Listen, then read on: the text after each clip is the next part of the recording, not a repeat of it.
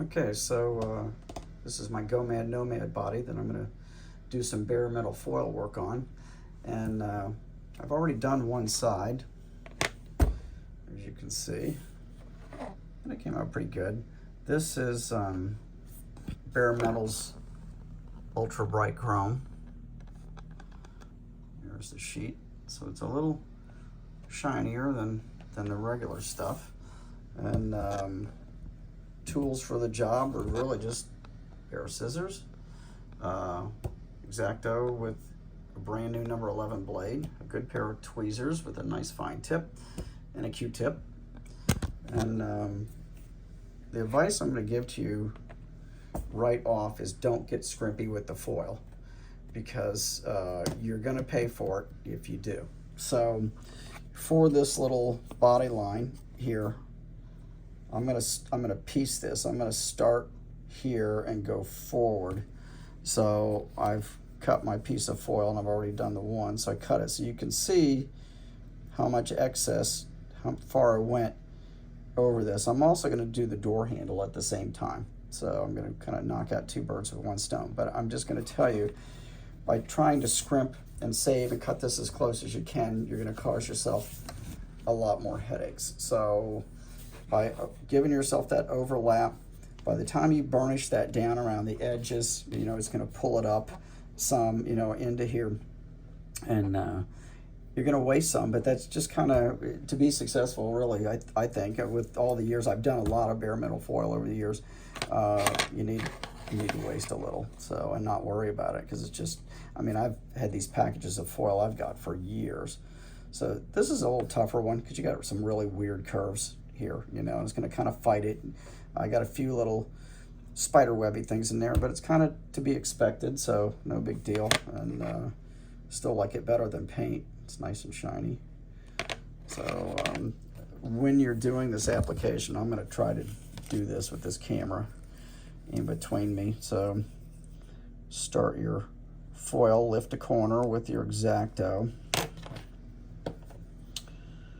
and then peel that back just a little bit. Now, don't, you know, do a little, don't peel the whole thing off, because you end up with all this texturing kind of in it from the peel, and it wants to roll up on itself. And then just kind of, I'm going to put that line right down the middle and stretch this over. I was watching somebody's video today, and they have been battling some bare metal foil and saying, some of you guys make it look so easy, but I'm not that guy, okay? So don't expect it to make it look easy, because it's still, I mean, I've fooled with this stuff for years. I use the chrome pens now a lot. I airbrush with that chrome a lot. But on something like this, these long body lines like this, the foil to me is definitely still the way to go. Okay, and these lines are real faint on here, and they are on all these Deals Wheels kits like this. The 57's the same way. So just kind of keep working it down as best you can. Work right along that line. Push it in there. I'm going to go around that door handle. Rub that in, and don't rub too hard, because you can literally, you'll rip this stuff and just go right through it. And a lot of those little striations are going to work themselves out of there as you work this down. And if your Q-tip starts to get a little fuzzy and disintegrating, switch to the other end, obviously. Okay, so I've got that pretty well burnished down now around those edges. Now we're going to go along and cut it. I'm going to go ahead and do this door handle first. Now, I'm lifting my blade on this door handle because it's small. Let's see, I just did not make a good cut there, and that could cause me problems. That could make that rip. I will tell you, try not to lift your blade once you start making your body lines, and I'm going to make that separation there from that rear panel. I don't know how good you guys are seeing this, but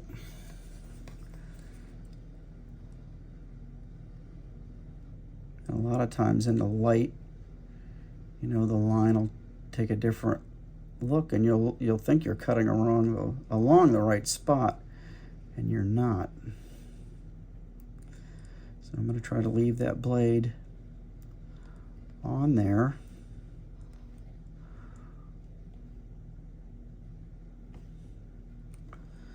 I'm lifting it because I'm having a hard time seeing that line.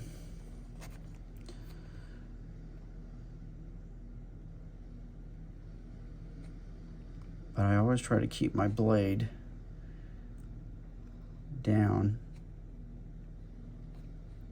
And see, I missed it, the line there a little bit. I just reconnected it, but I was off some because it's just hard to see.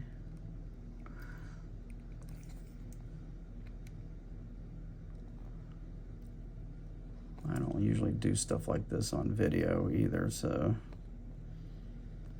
I'm not comfortable doing stuff like this on video.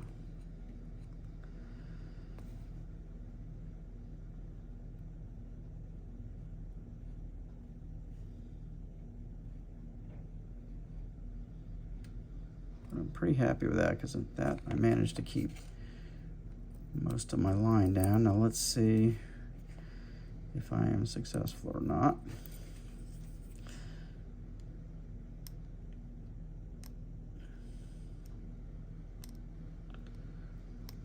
Always seems like this foil was better years ago. I don't know, maybe it's me. Maybe I was better at it years ago.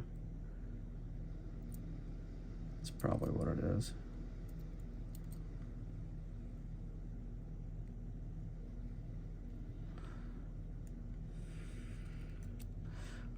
It's nice to get it off in one big piece, but it doesn't always work out that way.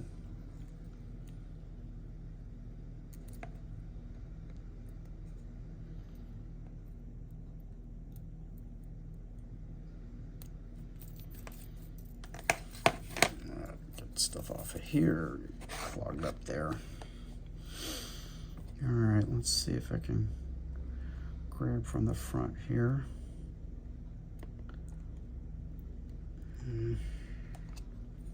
It's fighting me a little bit, so I'm going to go back to my back line again here.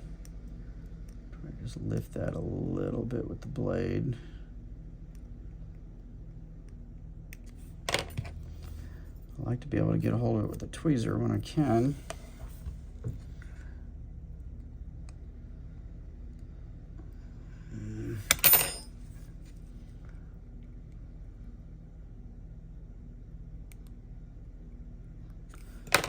Wants to rip real easy once you've burnished it down.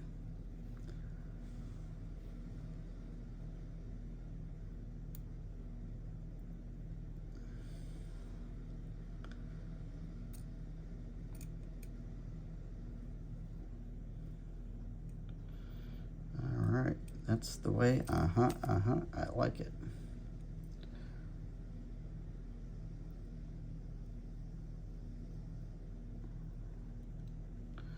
All right, so there's that first piece. Now I'll go back over the edge where we cut and just kind of very gently push that down some more, just so it's laying down, because I've actually got this stuff snagged on my hands before and peeled it right back off of there, which is really frustrating.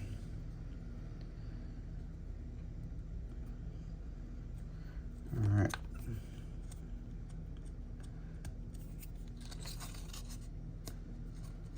Okay, so that looks pretty good. I might have got a little off above the fender there. You can go back and trim it, and it's not a big deal. I might just slide in there. I don't know. It looks pretty good. I think I'm gonna leave it. So anyway, so yeah, so there.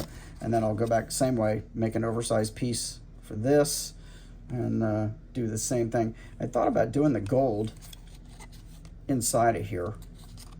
I've got the gold foil too, but I don't know, I'm kind of liking the shiny, so I don't know, I'll make up my mind later on that. But anyway, so now you kind of see the technique for doing bare metal foil.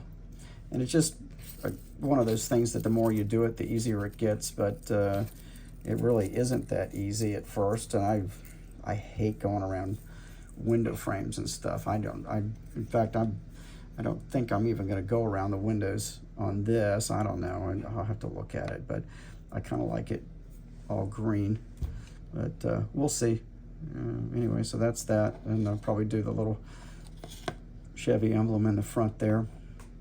If I don't mask it off and do it with the pen, I'll do it. But yeah, so that's that. Just want to kind of just show you that technique a little bit and what you can do with the bare metal foil. I'm sorry about the shadow. Probably should have worked from over here a little bit better, but you guys get the idea. All right, I'll get back to you in just a bit. Okay, I'm back, and as you can see, I decided to go ahead and do the gold foil on the insert there on the side.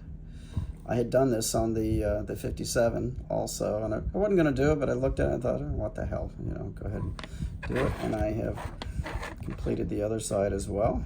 This side went really easy, and that's the thing. Once you get the hang of it, once you do one and you kind of get the idea of what's going where in the curves or whatever, it's not too bad. And it, you know, I mean, it's never perfect. You can see I've got some little striations there. You know, it's not, you know, it happens. You get those little wrinkles. I'm really careful, but you can't stretch it too far because you end up ripping it. So, you know, you can't just push it. I'm kind of still out on whether I'm going to do the window frames or not. I'll think about it. I got to look at my 57. I think I did the window frames on the 57. I got to see how it looks compared to this. We'll see what happens. So, okay, so we got your bare metal foil there in the gold and the ultra bright chrome. That's what I used on that. Paint on this is Auto Air, which is made by Createx. Most Auto Air colors are now Wicked colors. They're changing the name on all of them, but this is a transparent apple green over a silver aluminum base, which gives you the metallic. And then I used House of Colors Cosmic Clear urethane to clear it with, and you can see there's, as usual, I've put a little rainbow flake in there just to dress it up a little. So anyway, that's that. Other thing I'm working on is this. I can't leave this thing alone. I've wanted one of these for so long, and one of the other guys, the other Tim, where the hell, shit, I'm drawing a blank on the name of where the other Tim's, which channel he is. Anyway, the other Tim, you know who you are, Tim. He's working on this, and it's motivated me to work on mine. So this is, I've made it to step 7. That's where I'm at now. So motor is in, the framework I'm using, I just did the frame really just in the Tamiya gloss black. I think it's like TS14 or something like that. So, brushed in the black in the cylinder heads and there on the side, and then I just, you know, had to do, I will tell you, if you're gonna build this, number one, this is German issue of this thing. Instructions are vague, flash plastic, bad points of sprue connection on the chrome. So have your chrome pen ready. You're going to be doing a lot of touch up, which I have done tons of touch up on this motor. And once it's done, it looks pretty good. I mean, and it's touched up, you can't really tell. So it looks pretty good, but man, there's a lot of it that you got to fix. So in every one of these German Revell kits that I've ever gotten, you know, it's hard to figure out where things go when you first look at it. So it's really almost test fitting everything. And the thing is, with the one thing affects the next. So when you're not sure what the angle is supposed to be to clear the frame. So this piece had to go on first to see, you know, if this next piece is going to fit in here properly, which I still haven't done that. And I'm just doing these little sub-assemblies and just kind of adding them. I'm just really taking my time on this thing. But, you know, so I got that one going on too. So anyway, yeah, so that's it for now. Let me see. Let me go back here. Go back on YouTube, and I hate that I can't remember which one of the guys was working on this thing. I'm really bad about that, and I apologize. I just, of course, it's not like I don't have a ton of shit on my mind right now, but, oh, here it is. Okay, Box Stock Garage. Tim at Box Stock Garage. And his looks good. He's got his way along, sitting up on the wheels. His paintwork and stuff looks great. So, yeah, so yeah, there it is. There's Tim. If you haven't checked out his channel, Box Stock Garage, take a look over there. He's got a nice setup, yeah, and you can see where he's got that trike way along, so it's looking really good, unlike mine. But yeah, he's doing some good stuff. He's got a really nice shop. He's getting ready to redo his work area, but yeah, he's kind of motivated me to get going with mine a little bit. I don't like the skull that comes with it too much. I'm either going to redo that skull or maybe find another resin skull to make it a little more horrifying. And I've got some ideas on the paint. I've got the body at home and the tank, doing some body work on that. And I've got that. I think I'm going to do the body in candy black cherry over silver, so it's fairly dark. But then I think what I'm going to do, I'm going to airbrush in some skulls underneath of that, and I use the Skullmaster template and maybe do some skull work in there. I don't know. We'll see what happens. But anyway, that's my update for now. And what's going on? Beanie Boy says hi, and I'll check back with you guys later when I make a little more progress on some of this stuff.